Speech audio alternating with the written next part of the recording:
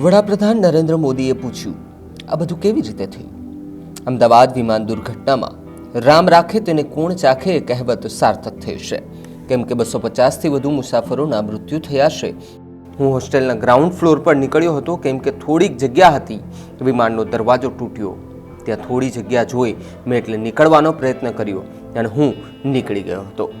આગ લાગી, એમાં મારો જમણો હાથ એ સળગી ગયો હતો.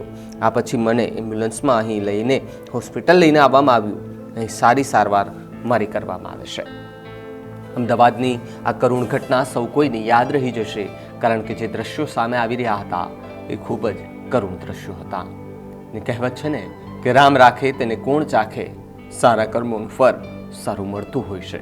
ત્યારે વિશ્વાસ કુમાર કે જે એ જ પ્લેનમાં મુસાફરી કરી રહ્યા હતા અને પ્લેન ક્રેશની અંદર 200થી વધારે લોકોના મોત થયા, અને આ મોતના આંકડા પાછળ એક વિશ્વાસ કુમાર કે જે જીવતા બહાર આવ્યા, એટલે તો આ કહેવત સાચી પડી છે કે રામ રાખે તેને કોણ ચાખે.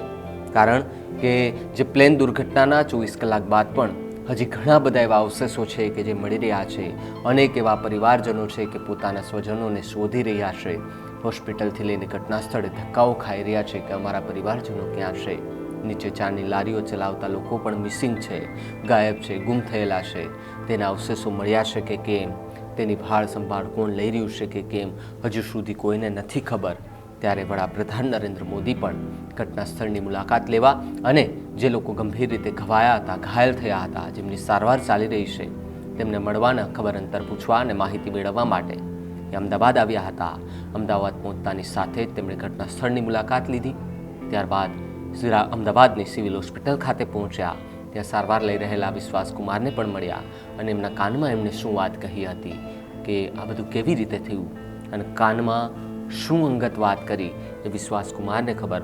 જોકે વિશ્વાસ કુમારની હાલ સારવાર ચાલી રહી છે અને હાલ સ્થિતિ સામાન્ય છે.